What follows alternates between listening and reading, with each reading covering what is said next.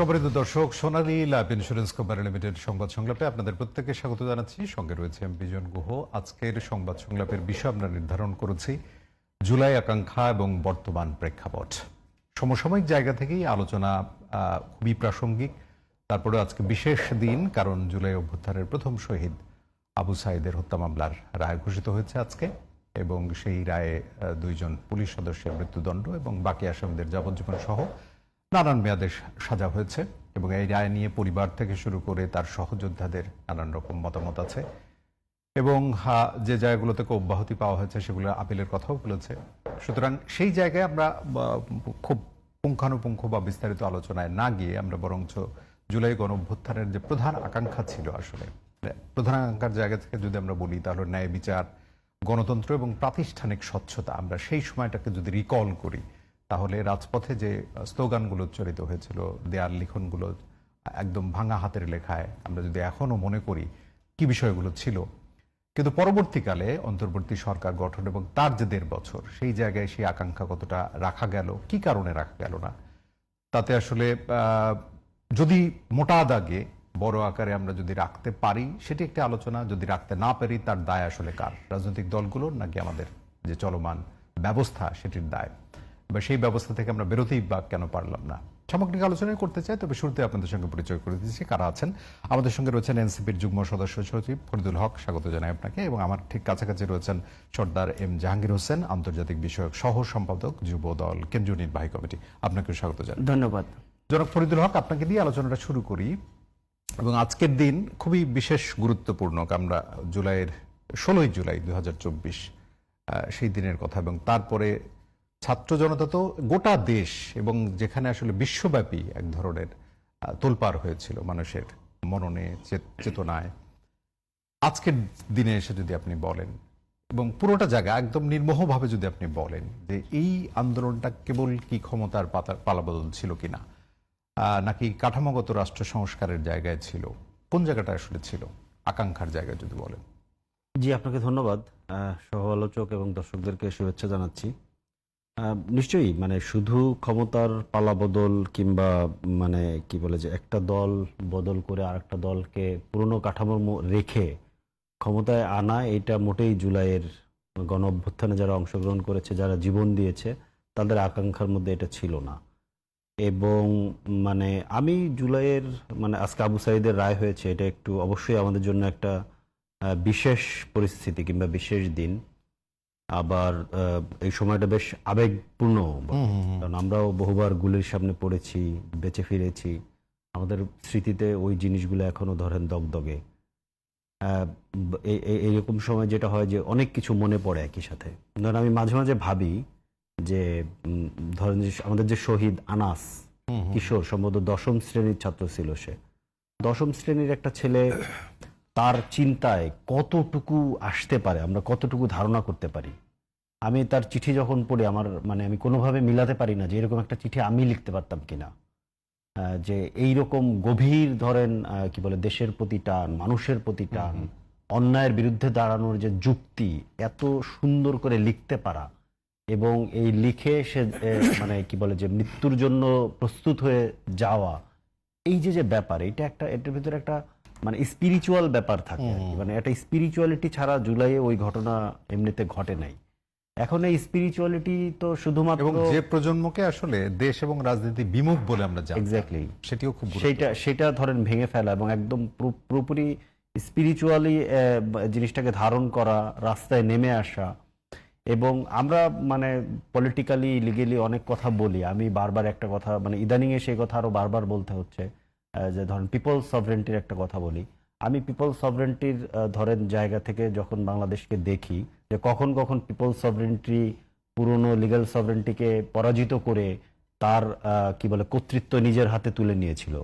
এই ধরনের গুরুত্বপূর্ণ কি বলে ল্যান্ডমার্ক দিন আছে আমার সময়কালকে যদি আপনি দিন একেবারে স্পষ্ট, ধরেন 25শে মার্চ রাত্রে যখন অপারেশন সার্চ লাইটের নামে যখন গণহত্যা শুরু হলো, ওই সময় পিপলস সভরেন্টি নিজের হাতে পিপলস ক্ষমতা তুলে নিল। যেটার একটা ধরেন উদাহরণ হিসেবে আমরা বলতে পারি, যখন মেজর জিয়াউর রহমান, তৎকালীন মেজর জিয়াউর রহমান, উনি যখন বুঝতে পারলেন ঘটনাটা ঘটে গেছে, উনি যখন বলল, আমি যতটুকু শুনেছি ওনার সাথে যিনি একজন অফিসার ছিলেন, ওনার একটা বইতে সম্ভবত আমি পড়েছি, উনি বলেছিলেন যে উনি সম্ভবত মিনিট খানেক টাইম নিয়েছিলেন ঘটনাটা শোনার পরে, যে এই ঘটনা ঘটে গেছে, ঢাকাতে অ্যাটাক হচ্ছে এবং আমাদেরকে সম্ভবত অ্যারেস্ট করা হবে কিংবা মেরে ফেলা হবে। তো উনি হয়তোবা 1 মিনিটের মতো সময় নিয়েছিলেন এবং উনি বললেন যে উই রিভোল্ট। এখন উনি উই রিভোল্ট বলা কিন্তু তখন আর উনি কোনো ব্যক্তি কিংবা কোনো সেনা অফিসার না, উনি হচ্ছে পুরো জনগোষ্ঠীর প্রতিনিধি হিসেবে। উইয়ের ব্যাপকতা উইয়ের ব্যাপকতা অনেক বেশি এবং উইটা হচ্ছে পিপলস এর উই, আর রিভোল্ট হচ্ছে পিপলস সভরেন্টিকে আমরা উপরে স্থাপন করলাম।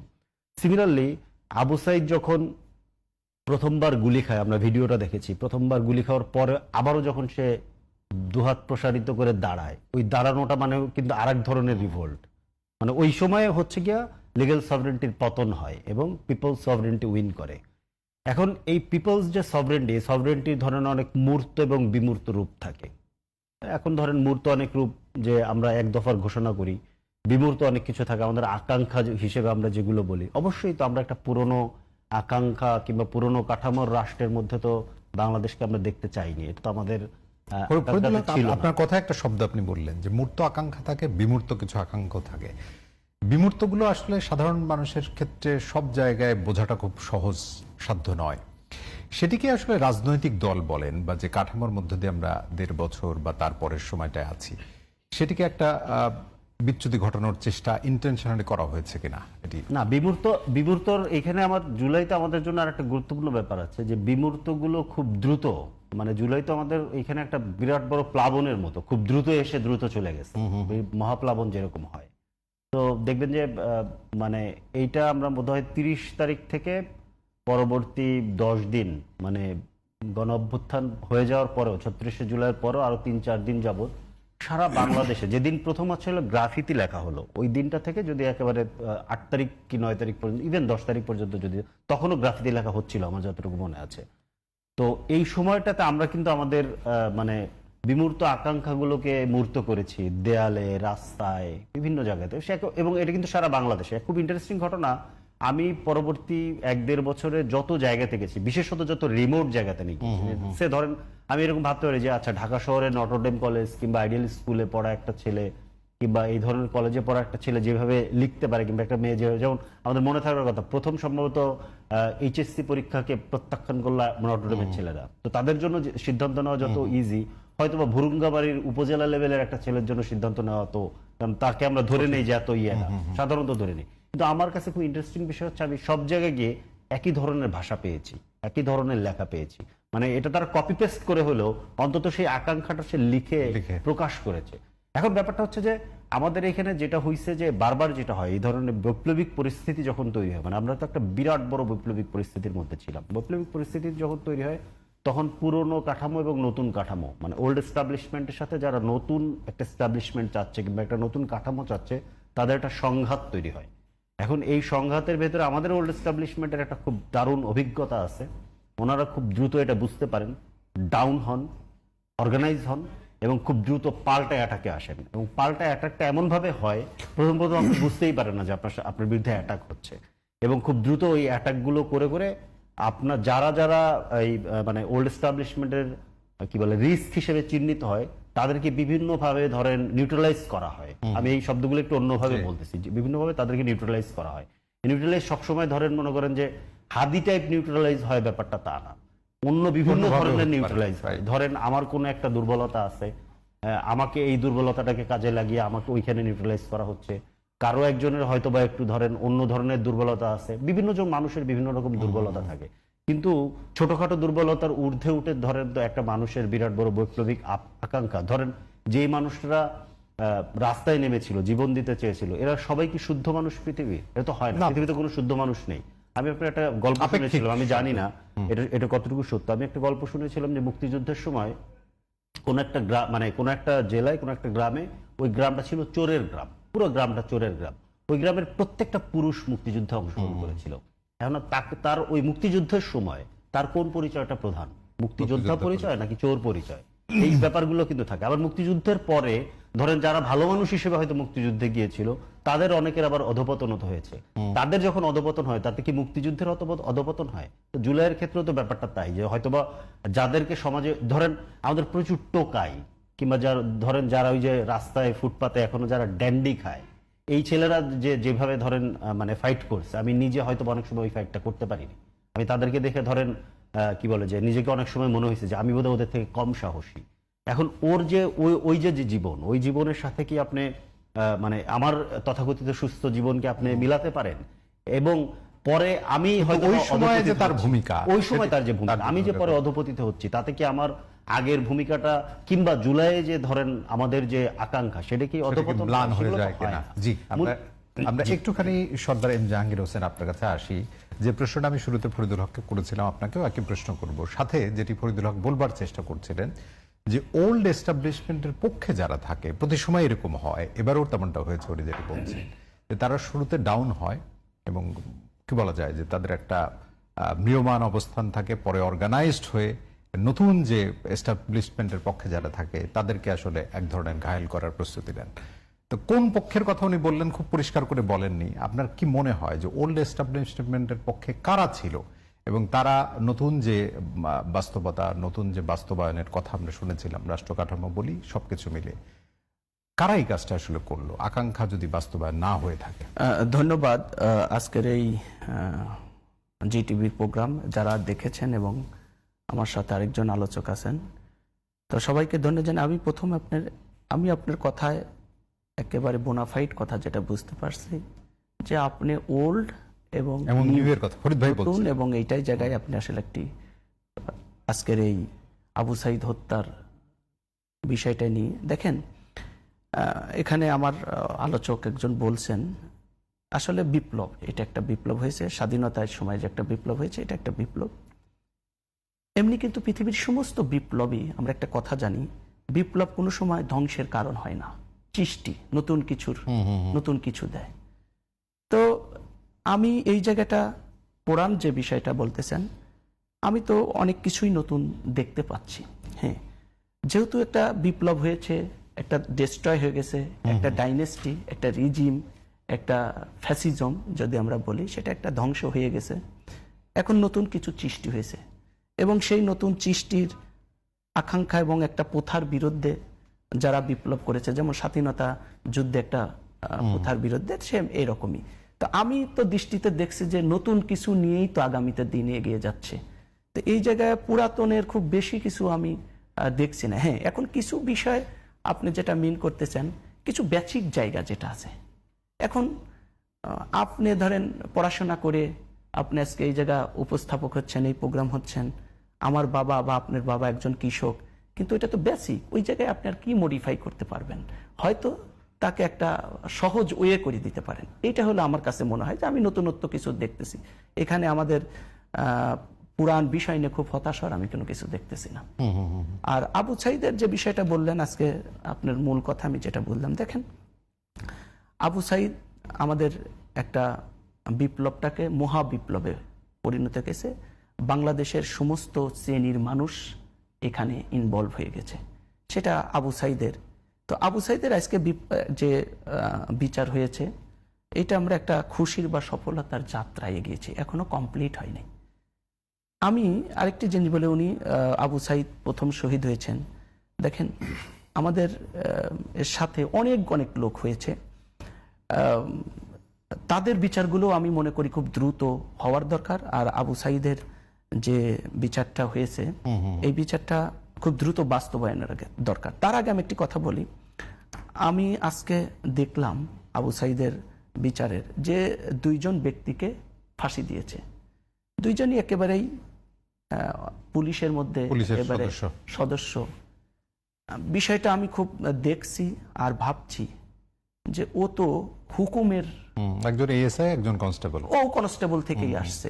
এরা হয়তো মেট্রিক পাস, এরকম লেখাপড়াও হয়তো ওই লেভেলটা বা জানার পরিধিটা ওই যাবেন না, বাট ও তো একজনের হুকুমকে, একজনের কমান্ডকে সে বাস্তবায়ন করেছে।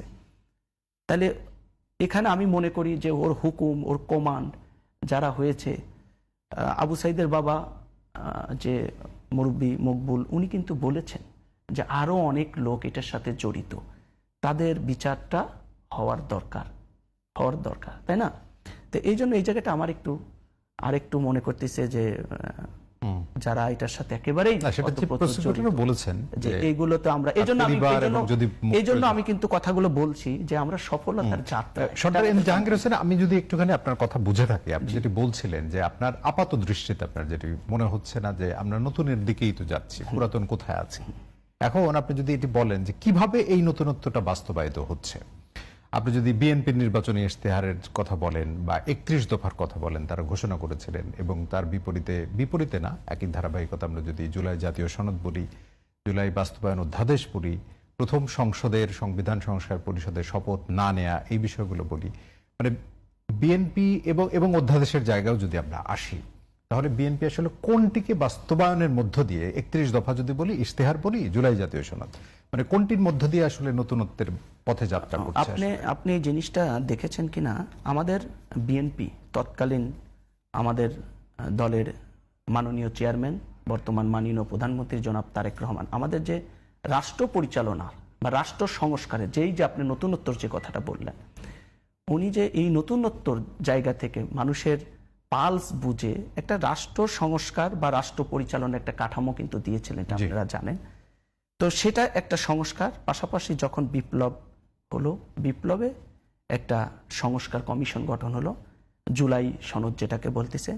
আমি এটা দেখেছি যে আমাদের বিএনপির 31 দফার যে সংস্কারটা এবং এই যে জুলাই সনদের যে সংস্কারটা, এটা অলমোস্ট জায়গায় প্রায় দুই একটি পয়েন্ট অ্যাড হয়েছে জুলাই বিপ্লব হওয়ার পিরিয়ড। সুতরাং 31 দফার মধ্যে দিয়ে এটি সম্ভব।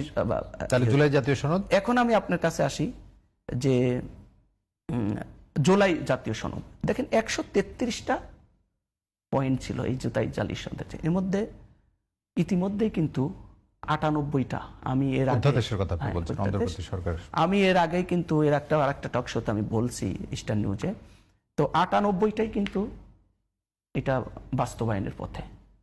কিছু কিছু পয়েন্ট আছে এটা এখনো কিন্তু পর্যালোচনা পর্যায়ে, এবং এটা পর্যালোচনা কেন আমি আপনাকে ক্লিয়ার করতেছি, যখন আমাদের এই সংস্কার কমিশনগুলো হয়, সমস্ত দল অলমোস্ট 35টা পার্টি, কোনো কোনো জায়গায় কোনো কোনো পয়েন্টে 31টা পার্টি, কোনো কোনো পয়েন্টে 28টা পার্টি, এইরকম বিভিন্ন পার্টি মত দিয়েছে, দুই একটি পয়েন্টে এরকম বিমত ছিল, দেখে নট অফ ডিসিশন দিয়েছে। তো সেই বিষয়গুলো নিয়ে সংসদে আরো বেশি পর্যালোচনা হচ্ছে। তা আমি মনে করি এখনো রাষ্ট্র যেভাবে চলছে, আমি মনে করি যে জনগণের চাওয়া এবং আকাঙ্ক্ষা সেই জায়গাগুলোতেই কিন্তু চলতেছে। এবং জুলাই অধ্যাদেশগুলো ধরেন এই যে 10 তারিখের পরে অকার্যকর হয়ে যাবে, যেগুলো পরবর্তীতে মানে আরো পুঙ্খানুপুঙ্খভাবে বিচার বিশ্লেষণের মধ্য দিয়ে যাবে, মানে যেটি আসলে বিরোধী পক্ষ থেকে, মানে এই জুলাই অভ্যুত্থানের পক্ষে তো বিবাদমান যারা আছে তারা সবাই তো জুলাই অভ্যুত্থানের পক্ষেই ছিলেন, তাহলে যে সংকটটা এখন তৈরি হলো, এবং বিরোধী পক্ষ যে রাজনৈতিক আন্দোলনের কথাও বলছে যে সামনের দিকে, এবং বিএনপিকে আমি গতকালই কথা বলছিলাম যে জুলাই জাতীয় সনদের মূল জায়গাটা বাস্তবায়নের পক্ষে বিএনপি না, যদিও বিএনপি বারংবার বলছে যেটি বাস্তবায়নের পক্ষে। আপনার কি মনে হয় এটি বড় সংকট তৈরি করবে? খুব না, এটা কোনো আসলে বড় সংকটের আমি আপাতত কিছু এরকম দেখছি না। দেখেন, বিরোধী বিএনপি তো আসলে দলগতভাবেই, এই দল যখন সৃষ্টি হয়েছে শহীদ প্রেসিডেন্ট জিয়াউর রহমান এবং বর্তমান আমাদের মাননীয় প্রধানমন্ত্রী জনাব তারেক রহমান বলছেই যে মত দ্বিমতটাকে গ্রহণ করে বিএনপি।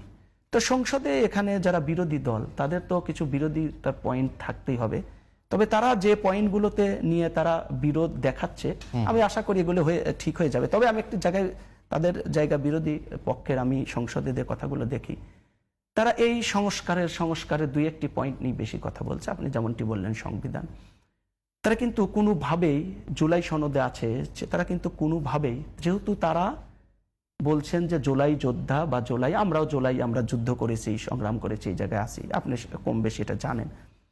দেখেন, জুলাই যারা আহত নিহত তাদের যে পুনর্বাসন এবং তার ফ্যামিলি এবং তাদের চিকিৎসা, ওই বিষয়গুলো কিন্তু এত বেশি সংসদে যারা এই আলোচনা সমালোচনা বিরোধিতা করতেছে সেই জায়গাটা কিন্তু তারা অ্যাড্রেস করতেছেন এবং সেই কথাগুলো নিয়ে বেশি কথা বলতেছে না।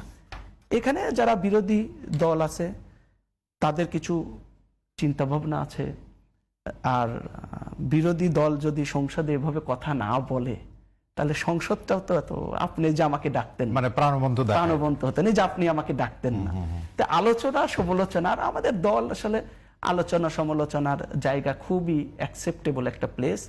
আপনি দেখেন কয়েকদিন মানে আগে জাহাঙ্গীর ভাই, যদি আমি বলি তার মানে এই যে রাজনৈতিক যে আন্দোলনের হুমকি বা যেটি বলি রাজপথে যাওয়ার, মানে বিএনপি এটিকে খুব আমলে নিচ্ছে না, রিল্যাক্টেন্ট মোডে আছে। এটা এরকম। আসলে যারা আন্দোলনের হুমকি দিচ্ছে তাদের তো কিছু ইস্যু লাগবে, তাদের পার্টিটা যে অ্যাক্টিভিটিসে আছে সেটাও তো এখন আপনি তো বুঝতেছেন যে তাদেরকে তো একটু মানুষের কাছে তুলে ধরতে হবে না যে আমরা একটা আলোচনা বা কাজকর্মের মধ্যে আছি। এটা খুব বেশি জটিল কিছু না। জটিল কিছু না। আমরা এটা এটা আমরা ফরিদ ভাইয়ের কাছে এটা এটা কিছু ফরিদ ভাই, আপনার জটিল কাছে কিছু না। আসি। আমি একটু শেষ করি। আমি যেটা বলতেছিলাম, আপনারা আমাদের পার্টি আসলে আলোচনা সমালোচনার জায়গাটা এইটা তারা নিতে অভ্যস্ত। 2001-এও যেমন ক্ষমতা, 91-তেও যখন ক্ষমতা ছিল, আমাদের দলের আমাদের যে প্রধানমন্ত্রী ছিল তাকে নিয়ে বিভিন্নভাবে ব্যঙ্গাত্মক, এর চেয়ে তো আর নাই, যেটা ধরেন এই 17 বছরে এরকম কিছু করলে তাকে জেলে যেতে হতো, এরকম করতে, ইভেন ফেসবুকে কিছু লিখলেও তাকে নিয়ে পিটাইছে। এখনো তো দুই একটা ঘটনা ঘটছে, আমি একটু ওই জায়গাটাই যেটা নিয়ে আসতেছি। আলোচনা হচ্ছে। আমি ওই জায়গাটাই আপনাকে দেখুন, একজন মেয়ে, একটা নেত্রী, আপনি কি দেখেছেন তার কমেন্টসগুলো দেখেছেন? শোনেন, সমালোচনার স্বাধীনতা চাই, কিন্তু সেটা যেন নৈরাজ্য বিশৃঙ্খলায় না তো যায়। ছাড়া পেলেন কেন আবার? না, সেটা ছাড়া পেলন কিনা সেটা তো আসলে পেলেন রাষ্ট্রের কেন বিষয়, আবার? রাষ্ট্রের বিষয়। But আমার অভিমত, যে আমি রাজনৈতিক কর্মী হিসেবে বলতেছি, এটা আমার দিয়েও বলতেছি, ভাই ধরেন আমার একজন বিমতের লোক, সে একটি দল করতে পারে, আমি ওনাকে সমালোচনা করতে পারি, কি সেই সমালোচনার ভাষাটাও যেন থাকে সমালোচনার মতো, ল্যাঙ্গুয়েজগুলোও যেন ওরকম থাকে, শব্দগুলোও যেন ওরকম থাকে। এজন্য আমরা তারপরে এগুলো আমরা কিছু মনে করি না, এবং আমাদের মাননীয় প্রধানমন্ত্রী উনি এগুলো সমালোচনা, কারণ একজন মানুষের তো সমালোচনা থাকবে, উনি রাষ্ট্র পরিচালনা করে, আর বিএনপি তো দলটা গঠনই হচ্ছে সব তাহলে লোকের, এবং এই যে আপনি বলছিলেন যে একদম সরকার প্রধান যিনি মাননীয় প্রধানমন্ত্রী, তার জায়গা থেকেও তিনি কিন্তু যথেষ্ট উদার, এবং তিনি হ্যাঁ, বলেছেন উদার, আপনারা দেখছেন। কার্টুন আঁকার ক্ষেত্রেও তিনি বলেছেন, যেমন তার ব্যঙ্গাত্মক কার্টুনের তিনি বারবার আঁকার প্রতি অনুপ্রেরণাও জুগিয়েছেন। তাহলে কারা এই কাজগুলো করে আসলে? এগুলো কারা কাজ করে? আপনারা যারা মিডিয়া নিয়ে কাজ করেন অবশ্যই আপনারা জানেন। এটা আমি আপনাকেই দায়িত্ব জিজ্ঞাসা দিয়ে করি রাখবেন। কারা জি। করছে, এটা ফাইন্ড আউট করেন, এবং তাদেরকে আমি মনে করি আমরা একটা সুন্দর এই জেনারেশন, ভাই আমরা এই জেনারেশন আগামীতে একটা ভালো রাষ্ট্র চাই। আমাদের রাজনৈতিক মত থাকবে, বিমত থাকবে, বাট আমরা দেশের জায়গায় একমত। ফরিদুল হক, আপনার কাছে আসি। এটা হলো আমার আপনি শুরুতে আপনার বক্তব্যে যেটি বলেছিলেন যে আমাকে কিন্তু এখনো টাচ করে, মানে দেয়ালে যে গ্রাফিতিগুলো এখনো লেখা আছে, যদিও মডিফাইড হয়েছে পরবর্তীকালে, কিন্তু কিছু কিছু গ্রাফিতি এখনো আছে। এবং আমি দেখি যে আপনার এলিফ্যান্ট রোড বরাবর, তার আগে সায়েন্স ল্যাবের মোড়ে একটা জায়গায় লেখা আছে যে দেশ এবং ধর্মকে একসাথে মিলাইতে যায় না, তাহলে কৃষ্ণচূড়ার নাম দেবে কি ফাতেমা চূড়া, এখনো লেখা আছে আমি দেখি। আপনার কি মনে হয় কিনা মাওলানা ভাসানীর সেই বিখ্যাত উক্তি, এবং সেটি একদম জুলাই অভ্যুত্থান পরবর্তী সময় আপনি যদি নির্মোহভাবে বলেন, মানে আমরা কি ভাসানীকে তখন বারংবার এই অভ্যুত্থানের আন্দোলনময় দিনগুলোতেও কিন্তু উচ্চারিত হয়েছে, কিন্তু পরক্ষণেই সেটি রক্ষা করা গেছে? বা এনসিপির জায়গা থেকে যদি বলি যে ধর্মকে এক করতে যেও না, এনসিপির কর্মকাণ্ডে কি সেটি আসলে তফাৎ রাখা গেছে? এনসিপির কর্মকাণ্ডে কোথায় আসলে জিনিসটা আটকে গেছে আমি ঠিক জানি না।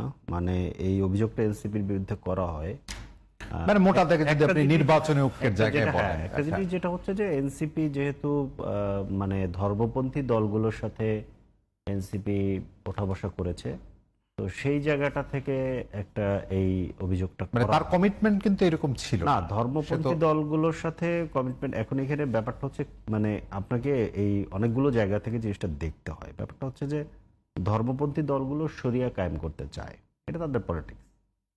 এনসিপি কি সেটা চায় কিনা, কিংবা ধরেন যারা শরিয়া কায়েম করতে চায় কিন্তু আপনার সমাজের অংশ, তাদেরকে আপনি নিয়ে একটা গণতান্ত্রিক পলিটিক্সের দিকে যদি না নিয়ে যান, তাহলে এই অংশটা অলওয়েজ ধরেন আপনার মানে কি বলে যে তার জিনিসকে বাস্তবায়ন করার জন্য সে অলওয়েজ একটা কেওটিক সিচুয়েশন ক্রিয়েট করতে পারে, তাই না? সেক্ষেত্রে তার তো একটা অগ্রগামী ভূমিকা লাগবে। এইখানে তো আপনার একটা ধরেন ভূমিকা লাগবে।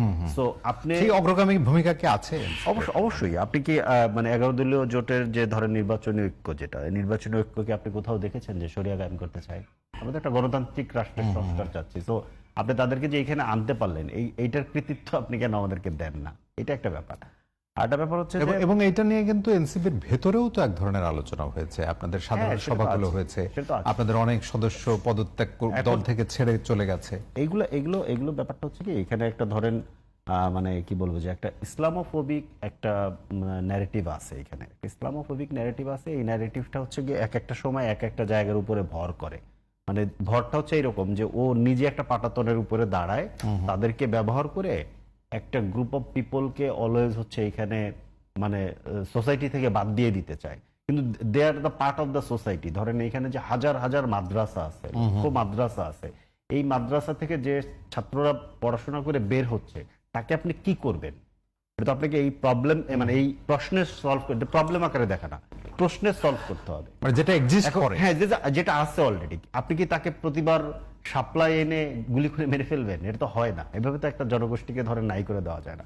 সো ওই জায়গাটা থেকে একটা ইসলামোফোবিক জায়গা থেকে জিনিসটাকে দেখা হয়েছে, এবং যেই কারণে ধরেন জামাত ইসলাম ধরেন যখন বিএনপির সাথে জোটে ছিল, তখন বিএনপি জামাত নামের একটা শব্দবন্ধ কিন্তু আমরা দেখেছি। এবং বিএনপি জামাত আপনি খেয়াল করে দেখেন 10 বছর আগে 8 বছর আগে বিএনপি জামাত বলা, বিএনপি জামাতের একটা আন্দোলন কিংবা বিএনপি জামাতের একটা মিছিলের উপরে পুলিশের গুলি, তো ওইটা বলার কারণেই মানুষের ভেতরে একটা কাজ করতে, আচ্ছা ওই গুলি করা তো ঠিকই আছে, বিএনপি জামাত যেহেতু গুলি করা ঠিকই আছে। এটা কোথা থেকে আসলে তৈরি হইল, ওই জায়গাটা থেকে জিনিসটা দেখার ব্যাপার আছে। আর একটু আমি একটা দুইটা কথা একটু বলতে চাই। আজকে একটা মানে বিশেষ দিন, মানে কি বলবো, যে একই সাথে খুব আবেগের, আনন্দের, আবার একই সাথে অনেক শঙ্কারও। একটা তো হচ্ছে আবু সাইদের ব্যাপারে আমি বললাম, আমরা একটা রায় পাইছি, ভাই বললেন যে শুধুমাত্র যারা গুলি চালিয়েছে কিংবা ওইখানে যারা ছিল তাদের ব্যাপারে, হুকুমের আসামিরা কোথায়, তারা কারা, এটা আমরা এখনো জানতে পারিনি, তাদের বিরুদ্ধে রায় আমরা পাবো কিনা, এটা একটা প্রশ্ন। 2 নম্বর প্রশ্ন, একই দিন বিএনপির একজন কর্মী ওয়াসিম শহীদ হয়েছে, তার বিচারও আমরা চাই, তার বিচারও করতে হবে। আর এই দিনেই একটা খুবই বাজে নজির সৃষ্টি হলো, সেটা হচ্ছে একটা না, 2টা বড় বাজে নজির সৃষ্টি হয়েছে। একটা হচ্ছে আজকে 2টা উপনির্বাচন হচ্ছে, আপনি জানেন, এবং এই নির্বাচনে আমরা মোটামুটি এতক্ষণে আমরা বুঝতে পারতেছি যে আবারও পুরনো মাগুরা স্টাইলের নির্বাচনের জমানা ফেরত আসতো, যেটা আমাদের কাম্য এবং ছিল। একজন প্রার্থী সম্ভবত নির্বাচন বয়কটের ঘোষণাও দিয়েছে। সো এটা আমাদের কাম্য ছিল না, এটা একটা ব্যাপার। আর একটা ব্যাপার হচ্ছে আজকে পার্লামেন্টে দুইটা বিষয়ের উপরে বিল পাশ হয়েছে। এর ভিতরে একটা হচ্ছে যে বিচার বিভাগের স্বাধীনতা প্রশ্নে 2টা বিল, আর হচ্ছে মানবাধিকার কমিশন প্রশ্নের 2টা বিল। মানবাধিকার কমিশন প্রশ্নের বিল নিয়ে যখন উত্থাপন, বিরোধী দলের পক্ষ থেকে হাসনাত আব্দুল্লাহ বক্তব্য দিলেন, এরপরে আইনমন্ত্রী বক্তব্য দিচ্ছিলেন, আমি কিছু সময় আমি ইয়েটা দেখছিলাম আর কি, লাইভটা দেখছিলাম, পরে আর সুযোগ পাইনি। খুব ইন্টারেস্টিংলি আমি খেয়াল করলাম যে আইনমন্ত্রী সাহেব যে বক্তব্যগুলো দিচ্ছেন, উনি যে ওনার যুক্তিগুলো দাঁড় করেছেন, উনি তো একজন আইনজীবী। এখন আইনজীবীর ক্ষেত্রে যেটা হয়, আইনজীবী কিন্তু ধরেন যখন যে পক্ষে থাকে উনি সেটার পক্ষে যুক্তি উপস্থাপন করেন, কিন্তু আইনজীবীর ঊর্ধ্বে উঠে উনি এখন একটা রাজনৈতিক দলের সংসদ সদস্য এবং সরকারের আইনমন্ত্রী, এবং উনি যে আইন তৈরি করবেন এই আইনের উপরে অনেক কিছু নির্ভর করে। কিন্তু গুরুত্বপূর্ণ হচ্ছে উনি যুক্তি দেওয়ার ক্ষেত্রে 2009-এর যে মানবাধিকার কমিশন আইন, সে আইনের পক্ষে একটা যুক্তি দিচ্ছিলেন, যে আইনটা দিয়ে ওনারা বলেছিলেন, ইভেন মানে বর্তমান যে সেক্রেটারি বিএনপির মহাসচিব উনিও বলেছেন যে এটা বিরোধী দল দমন কমিশন, মানবাধিকার কমিশন বিরোধী দল দমন কমিশন। ওই একই আইন রক্ষা করার জন্য উনি যে যুক্তি দিলেন, এই যুক্তির পক্ষে আমি দেখলাম, যুক্তির পক্ষে কোনো একটা সময় বিরোধী মানে সরকারি দলের প্রায় সকল সদস্য টেবিল চাপড়ে ওইটাকে বাহবা দিলেন। তো আপনি পুরনো হাসিনার করে যাওয়া মানবাধিকার কমিশন এবং মানবাধিকার আইন দিয়ে কিভাবে বাংলাদেশে আপনি মানবাধিকার দিবেন আমি জানি না। কারণ গণতান্ত্রিক রাষ্ট্রে খুব বেসিক কিছু জিনিস আছে, সেটা হচ্ছে যে বিচার বিভাগের স্বাধীনতা লাগবে, নির্বাহী বিভাগ আইন বিভাগ আলাদা হবে, এবং প্রতিষ্ঠানগুলো নির্বাহী বিভাগের মুক্ত থাকতে হবে, মানবাধিকার লাগবে জনগণের, এবং বাক স্বাধীনতা লাগবে। বাক স্বাধীনতার প্রশ্নে আপনি অলরেডি এটা উল্লেখ করেছেন, আমি আবারও বলি, সেটা হচ্ছে যে ভাই যেটা বলছে ঠিক আছে, ওনার পোস্টের ভেতরে সমস্যা থাকতে পারে, তাহলে আপনি ডিজিটাল নিরাপত্তা আইনে মামলা কেন দিলেন? তার মানে মামলাটা দিতে পারেন, ছিল না, ওনাকে গ্রেফতার দেখানো হয়েছিল কিন্তু 54 ধারায়, সেই কুখ্যাত 54 ধারা। তার মানে এই যে কথা বললেই আবার ধরেন ধরে নিয়ে জেলে নিয়ে যাওয়া, এটা কিন্তু অলরেডি আবার মানে আমরা এই সম্ভাবনা দেখতে পাচ্ছি। এইটা আমাদের একটা বড় সংকট। জাহাঙ্গীর ভাইয়ের কাছে আসতে চাই। সম্মানিত দর্শক, সোনালী লাইফ ইন্স্যুরেন্স কোম্পানি লিমিটেড সংবাদ সংলাপে একটা ছোট্ট বিরতির সময় আছে, সঙ্গে থাকবেন।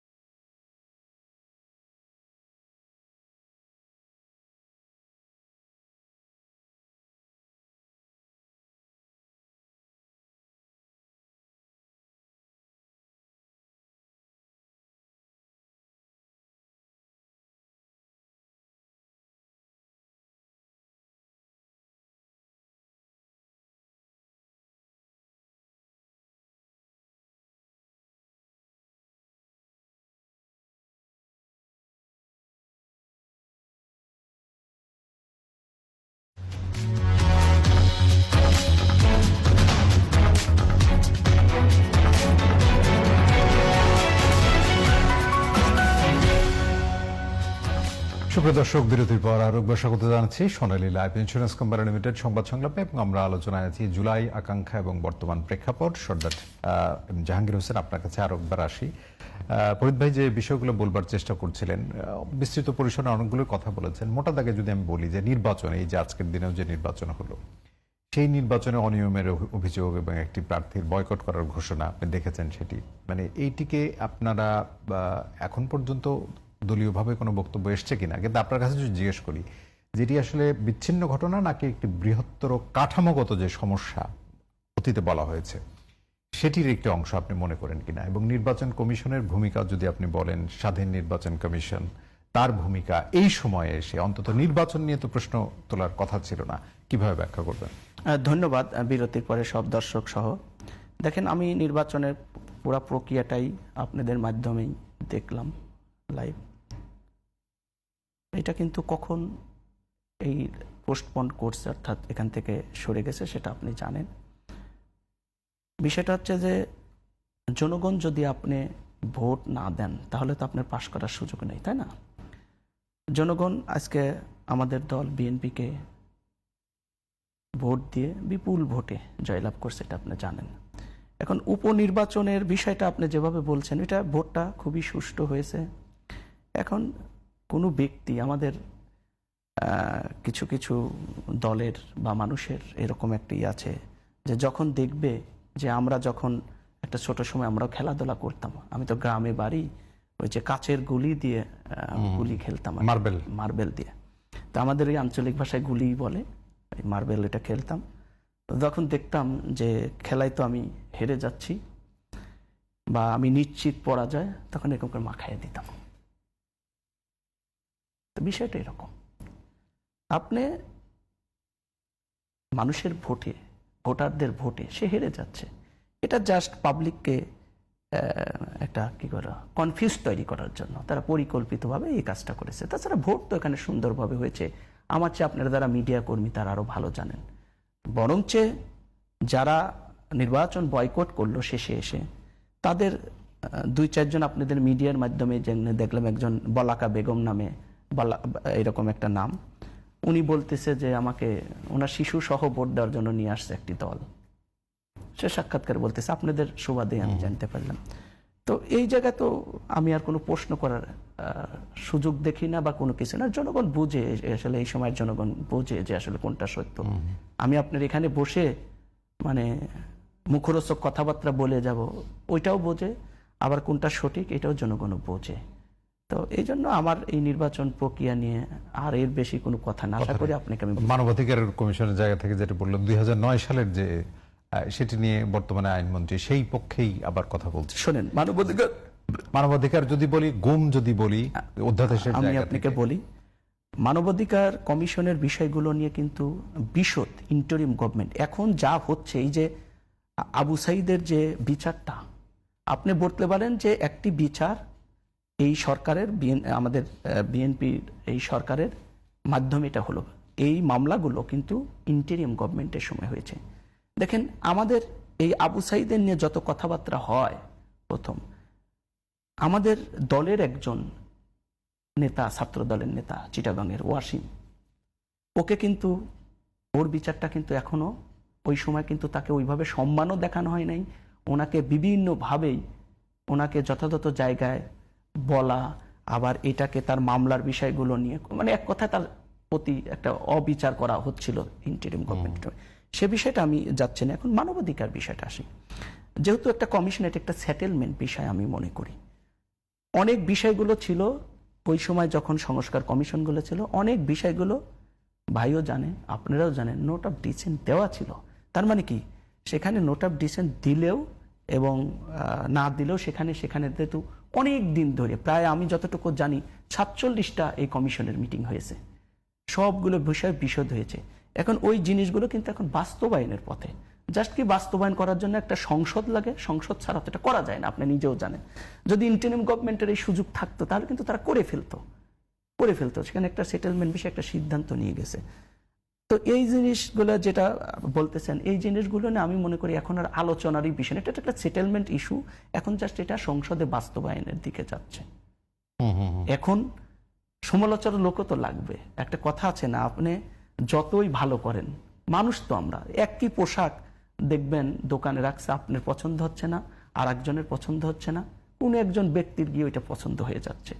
তো এখানে সংসদে হচ্ছে বিরোধী দল যারা আছে তাদের তো কাজ বিরোধিতা করবেই, কিন্তু আমি মনে করি যে একটা নিয়মের মধ্যে থেকে, এবং বিরোধিতার কোনো যৌক্তিক পয়েন্ট আমি এখানে যৌক্তিক পয়েন্ট, জুলাই জাতীয় যেটা গণভোটের জায়গা যদি বলেন, এখানে আপনাকে বলছি যে 133টার মতো 33টা অধ্যাদেশের মধ্যে 98টা, এর মধ্যে 20টা, 4টা বিষয় নিয়ে এখানে আরো পর্যালোচনা করার বিষয় বলছে। এবং এগুলোও কিন্তু কেন হয়েছে, যেহেতু অতীতে আপনি এটা একটা সেটেলমেন্ট হয়ে গেছে। আপনি নিজেও জুলাই সনদের কপিটা দেখেছেন, একটা নোট অফ ডিসেন্ট দিয়েছে, কেউ দিয়েছে, যেমন ধরেন কোনো জায়গাতে 35টা বা 31টা পার্টির মধ্যে একটা পার্টি দিয়েছে, আর কোনোটায় জায়গায় 2টা পার্টি দিয়েছে, তবে ম্যাক্সিমাম ক্ষেত্রে 1-2টা পার্টি এরকম দিয়েছে।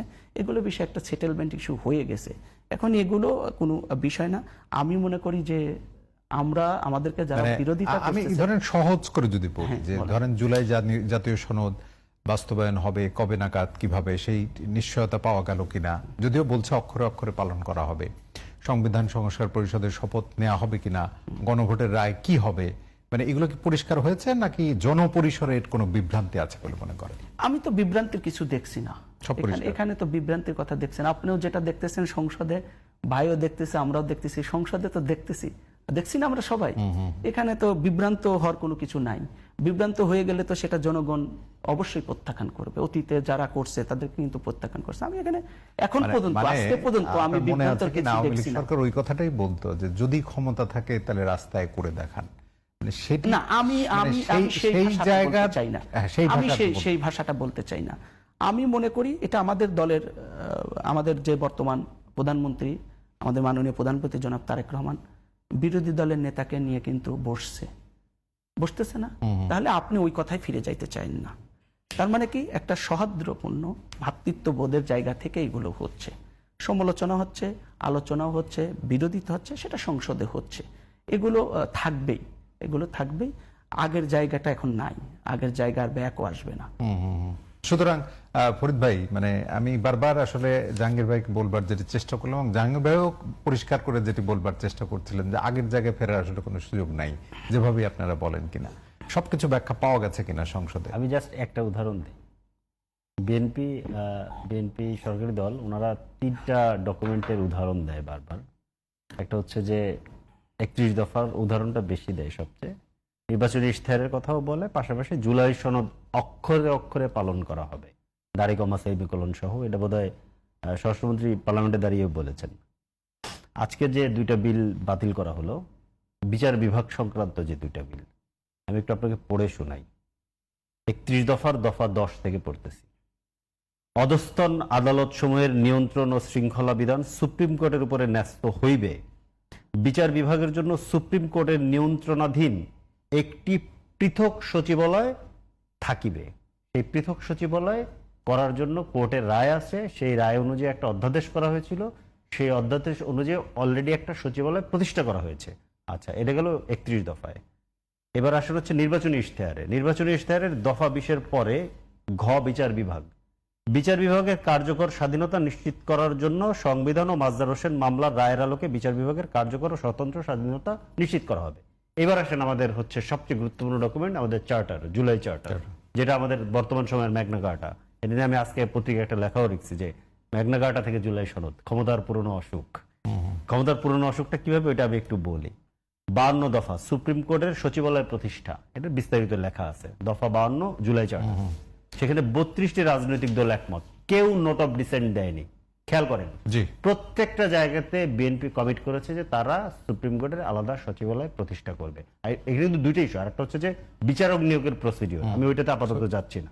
একটা ইস্যু নিয়ে বলছি, একটা অধ্যাদেশ, ওই অধ্যাদেশটা বাতিল করা হয়েছে। বাতিল করার সাথে সাথে আজকে থেকে যে সচিবালয়টা অলরেডি প্রতিষ্ঠিত হয়েছিল, সেই সচিবালয়ের এই মুহূর্তে আর কোনো কার্যক্রমের কোনো বৈধতা নেই। এখন এইটা যদি কমিটমেন্ট রক্ষা হয়, এটা যদি সংস্কারের ব্যাপারে তাদের সিরিয়াসনেস হয়, তাহলে আমার 4টা যে বাতিল হলো তার মধ্যে একটা আজকে বাতিল হয়েছে। এটা আজকে বাতিল হয়েছে, কিছুক্ষণ আগের খবর, আজকে পার্লামেন্টে এটা বাতিল হয়েছে। তো এটা যদি হয় তাহলে মানবাধিকার কমিশনেরটা তো হয়েছেই, এটাও আমি বললাম, বিচার বিভাগেরটাও বললাম। তো পুরনো ধরেন বিচার বিভাগ নির্বাহী গুমের বিষয়ে আমি সালাউদ্দিন সাহেবের বক্তব্যই দেখছিলাম যে সেটির আসলে তদন্ত হয় মানবাধিকার কমিশনের আন্ডারে, এবং সেটা লং টাইম লাগে। সেটিকে আইসিটির আন্ডারে আনা যায় কিনা, তাহলে তড়িৎ গতিতে করা যাবে। মানে আলটিমেটলি আমাদের উদ্দেশ্যটা কি, গুম প্রতিরোধ করা, মানবাধিকার নিশ্চিত করা। সেটির জন্য যদি মডিফাইড করে আইনটা আনা যায়, সেটি কি? আচ্ছা, এখানে একটা সমস্যা আছে, বাংলাদেশের একটা বড় সমস্যা হচ্ছে যে যেহেতু আমরা একটা ব্রিটিশ কলোনির উত্তরসূরি রাষ্ট্র, এখানে সমস্যা হচ্ছে আইনজীবীরা, আইন বিশেষজ্ঞরা, ওনারা যে কথা বলেন, এর বাইরে আবার ওনার লেভেল কিংবা ওনার থেকে আরো ভালো লেভেলের আইনজীবী এবং আইন বিশেষজ্ঞ না হইলে ওই কথাটা জনগণ পাত্তা দেয় না। জনগণ ঠিক না, সাধারণ জনগণ পাত্তা দেয়, আমাদের শিক্ষিত সমাজ এটাতে পাত্তা দেয় না। উনি যেটা বললেন, ধরেন আমি বুঝলাম এই সমস্যার সংকটটা আছে, ঠিক আছে, সংকটটা থাকার জন্য আপনার কিন্তু হাসিনার আইনে ফেরত যেতে হবে। আপনি 15টা অধ্যাদেশ সংশোধনী করতেছেন না, এটাও করেন, অসুবিধা কি? এটা তো আপনি করছেন না, এতে আপনার গুড ইন্টেনশন ক্রিয়েট হয়। এই তর্কে না পেরে বিএনপির অনেক নেতা আমাকে ধরেন এই ধরনের টকশোদের আক্রমণ, আপনারা গুম সম্পর্কে কি জানেন? আমরা গুমের সবচেয়ে বেশি ভিকটিম, আপনারা ছিলেন নাকি গুমের সময়? আমরা গুমের জন্য আন্দোলন করছি। কথা তুমি না, এখানে এটা ঘটনা তো আছে। মিথ্যা না। কথা মিথ্যা গুমের না, শিকার তো কিন্তু তারা হয়েছে। কথা মিথ্যা না, ইন্টেনশন এবং টোন এটা গুরুত্বপূর্ণ। একই টোনে হাসিনা কথা বলতো, একই টোনে। আমরা মুক্তিযুদ্ধ কিন্তু করেছি, তারা তো ভিক্টিমাইজ হয়েছিল। ওরা হাসিনাও তো এখন- নিজেকে ভিকটিম দাবি করতো। এখন কি ভুলে হাসিনাও তো হাসিনার তো অনেক ভিকটিম। BNP কে আপনি সেই লাইনে আমি সেটা বলছি না, আপনি ভিকটিম হইছেন মানেই সকল নৈতিকতার কিংবা সকল কিছু করার ক্ষমতা আপনি পেয়ে গেছেন, আর কেউ প্রশ্ন করতে পারবে না। This is a complete autocracy. আপনি ভিকটিম হইছে মানে আপনাকে আর কেউ প্রশ্ন করতে পারবে না, কমপ্লিট অটোক্রেসি। কারণ খুব গুরুত্বপূর্ণ একজন দার্শনিকের কথা আছে যে প্রত্যেকটা মজলুমের অন্তরে জালিম লুকিয়ে থাকে, সুযোগ পাইলে সে জালিম হয়ে উঠতে পারে।